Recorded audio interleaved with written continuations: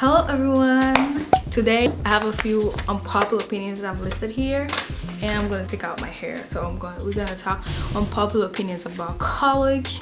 Let's get into the tea, y'all. Let's get into it. So initially, I'm gonna start with my front. These are just twists, so it shouldn't take me a long time.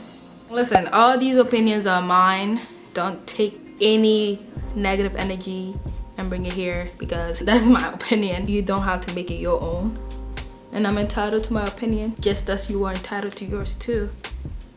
Let's get into this growth, y'all. Let's get into this.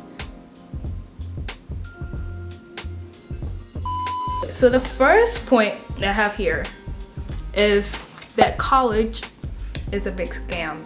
I don't know why the United States do not give free tuition like every school. Like when you go to other countries in Europe, Norway, different other schools, different other countries, certainly university is free for every single person.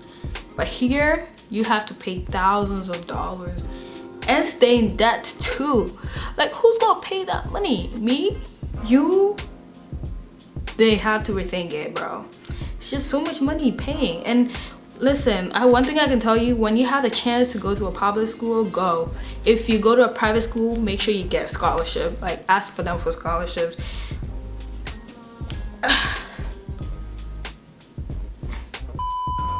If not, please rethink it, because it's going to be a hard journey for you. Listen, you're going to get the education and all, but you're going to have to repay the loans. And if you don't get a great job, you are going to be stuck paying loans, and you will not be living the life that you want to live. So try your best and be you. Make sure you're following your dreams, not necessarily submitting yourself to something you can't really do. Like, if you don't want to be paying loans, just don't do it. Let's move on to the second point. Okay.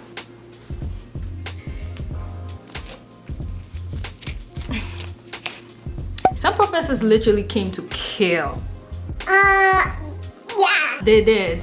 Because they will literally look in your face, know that these things that they are giving you, or like their mode of teaching, is very well not. Well, they think it's the best way, but it's just that when they see the students are not performing, they have to do something about it. Some of them literally turn the other way, and the other side, and I'm like, what are you doing? Some schools actually, I think they fire professors that do not have good stats. I don't know about your school, but I think my school does. But that's like once in a million years. You barely hear that, and it's just annoying because why? And they don't care, because they're getting paid anyways, and it doesn't affect anything like the GPA or their reputation. So they just do it, you know. There are some other teachers that are actually good though. I give them the props. But there are also professors that are literally, I don't know what they came to do in the university. I'll give you one story. My differential equation professor, hey, literally someone told her that he had family issues or whatever, and she did not even show any concern.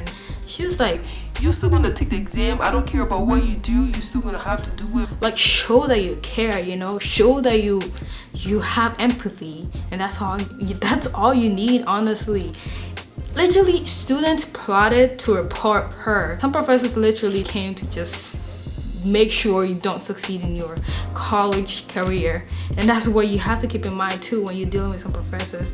Others, they're really good, but try your best to be familiar with your professors and know who are the best ones to actually go to for advice and whatnot. For the third point, do not fully follow with my professor. Do not, please, do not. Why? Because some professors literally have 4.5 and are still really bad because they change their teaching methods, teaching evaluations and whatnot. Other professors have like 2.0 and are also very good. I mean, sometimes the ones that have alpha. No, I will not go to that.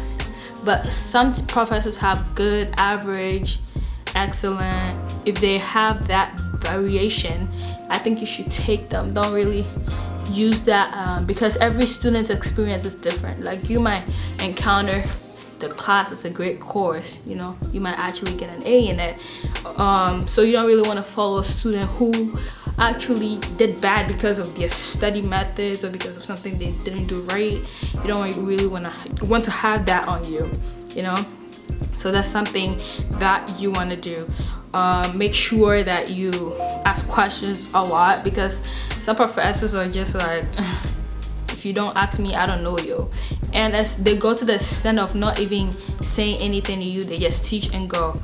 So it's you, like the student, I think it's like our responsibility, your responsibility to ask questions if you want.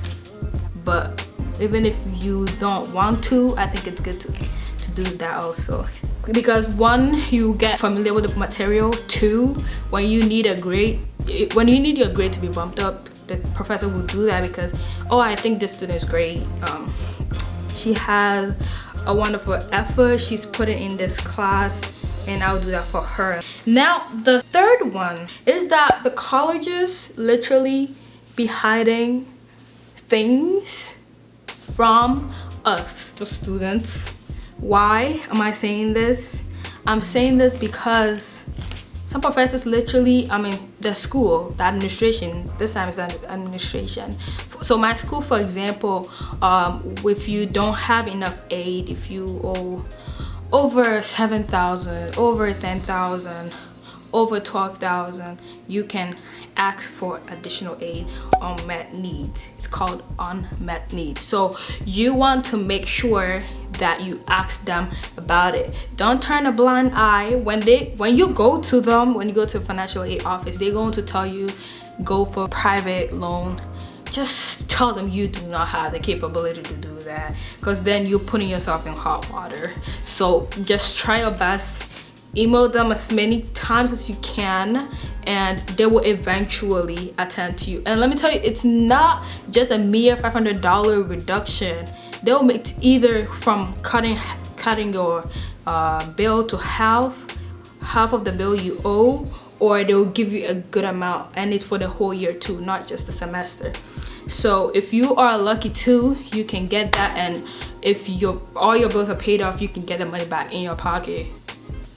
Now, not every school will tell you this because they want you to come pay them. They want you to pay them. You.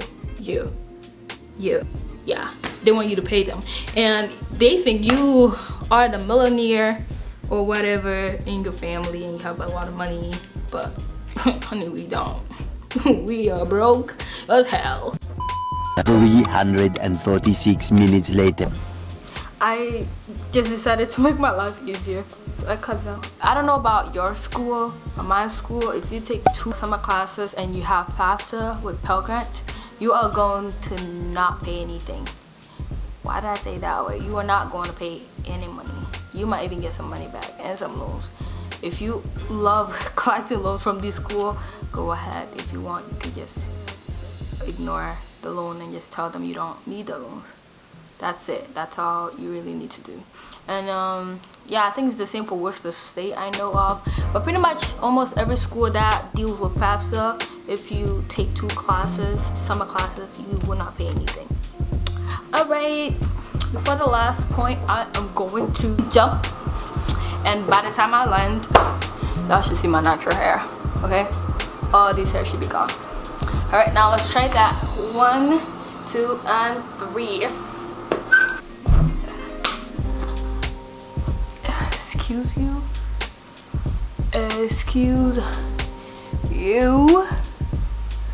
Excuse you. Back to our conversation. So, for the last point, normalize going to office hours, especially if you're in a STEM major, as it is very helpful for you, especially if you have laboratory classes. You need to go to office hours so that the TAs would at least help you out, and those will help reduce the burden, the stress on the other classes. So check that out, try your best to do that. And also, some professors are very lenient when you go to the office hours, so you want to do that a lot more. That's it for today. Give this video a thumbs up and subscribe. I will get back to you in another video. Bye.